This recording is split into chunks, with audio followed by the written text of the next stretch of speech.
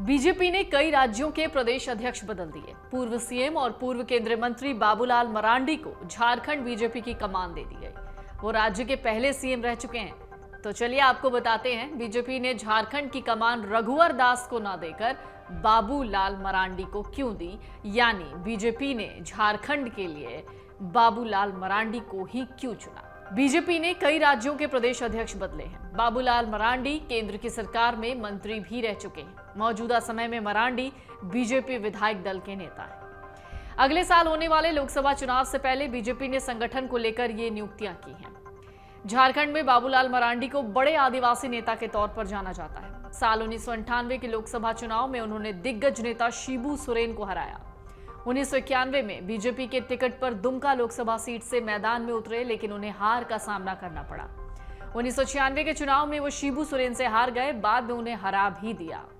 साल 2000 में झारखंड के पहले सीएम बने जब झारखंड का निर्माण हुआ। साल 2006 में बीजेपी से अलग होने के बाद बाबूलाल मरांडी ने अपनी एक नई पार्टी बनाई, जिस पार्टी का नाम था झारखंड विकास मोर्चा, यानी JVM। 2009 के लोकसभा चुनाव में उन्होंने झारखंड विकास मोर्चा के उम्मीदवार के तौर पर चुनाव लड़ा और जीत गए। आगे चलकर 14 सालों बाद साल 2020 में उन्होंने अपनी पार्टी का विलय कर लिया बीजेपी में। बाबूलाल मरांडी की छवि की अगर बात करें तो एक साफ सुथरे और ईमानदार नेता की छवि रही है। झारखंड की मौजूदा सरकार को घेरने का वो एक भी मौका नहीं छोड़ते। उन्हें नक्सलियों के खिलाफ उनकी लड़ाई के लिए भी जाना जाता है। हालांकि अगर बाबूलाल मरांडी के बारे में थोड़ा और करीब से समझने की कोशिश करें तो वो काफी मुखर नेता हैं। हालांकि उन्हें इस लड़ाई की कीमत भी चुकानी पड़ी है। साल 2007 में नक्सलियों ने बाबूलाल मरांडी के बेटे को मौत के घाट उतार दिया था। जाहिर है बीजेपी काफी समय से आदिवासी समुदाय को अपने पाले में करने की कवायद में जुटी है। इसकी सबसे बड़ी बानगी तब दिखी जब एनडीए ने राष्ट्रपति उम्मीदवार के तौर पर द्रौपदी मुर्मू को चुना था। हालांकि जब से झारखंड में बीजेपी अध्यक्ष के नए चेहरे को लेकर चर्चा चली है, तब से ही मरांडी का नाम सामने आ रहा था। फरवरी 2020 की बात कर लें, जब बाबूलाल मरांडी ने बीजेपी में वापसी की तो कहा जा रहा था कि उन्हें बड़ी जिम्मेदारी दी जाएगी। राजनीतिक विश्लेषकों और भारतीय जनता पार्टी को नजदीक से कवर कर रहे कुछ वरिष्ठ पत्रकार कहते हैं कि पिछले एक साल में हेमंत सोरेन की अगुवाई वाली महागठबंधन सरकार पर भ्रष्टाचार के जितने भी आरोप लगे या जो खुलासे हुए, उसे लेकर सार्वजनिक मंच पर सबसे ज्यादा बाबूलाल मरांडी मुखर थे।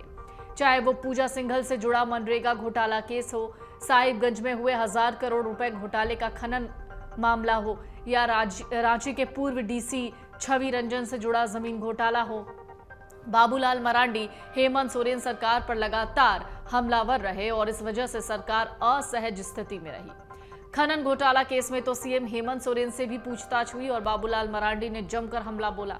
बाबूलाल मरांडी झारखंड में भ्रष्टाचार के मुद्दे पर जितने मुखर रहे, किसी भी दूसरे नेता ने उतना नहीं किया, ना कहा। चाहे वो मौजूदा अध्यक्ष दीपक प्रकाश हो या पूर्व मुख्यमंत्री रघुवर दास। तो लोकसभा चुनाव से पहले देश के कई राज्यों में विधानसभा के चुनाव होने हैं। इसी की तैयारी में जुटी बीजेपी ने 4 जुलाई को 4 राज्यों में अपने अध्यक्ष बदले। केंद्रीय मंत्री जी किशन रेड्डी को तेलंगाना के बीजेपी प्रदेश अध्यक्ष के रूप में नियुक्त किया। पूर्व केंद्रीय मंत्री डी पुरंदेश्वरी को आंध्र प्रदेश, पूर्व सीएम बाबूलाल मरांडी को झारखंड और सुनील जाखड़ को पंजाब में पार्टी की कमान दी गई। बीजेपी पार्टी के इस बदलाव में उन नेताओं को प्राथमिकता दी गई जो दूसरे पार्टियों से आए हैं, जैसे जाखड़ और राजेंद्र। दोनों कांग्रेस और बीआरएस यानी भारतीय राष्ट्रीय समिति को छोड़कर बीजेपी में आए। वहीं पी पुरंदेश्वरी पहले कांग्रेस में थे और यूपीए सरकार में मंत्री भी रहे। अमर उजाला अब आपके टीवी पर भी। अपने स्मार्ट टीवी पर यूट्यूब पर सर्च करें अमर उजाला, चैनल सब्सक्राइब करें और देखें ताजा खबरें, वो भी HD क्वालिटी में। और हाँ, बेल आइकन दबाना ना भूलें ताकि हर खबर हो आपके घर। अमर उजाला, निष्पक्ष, निर्भीक, निरंतर।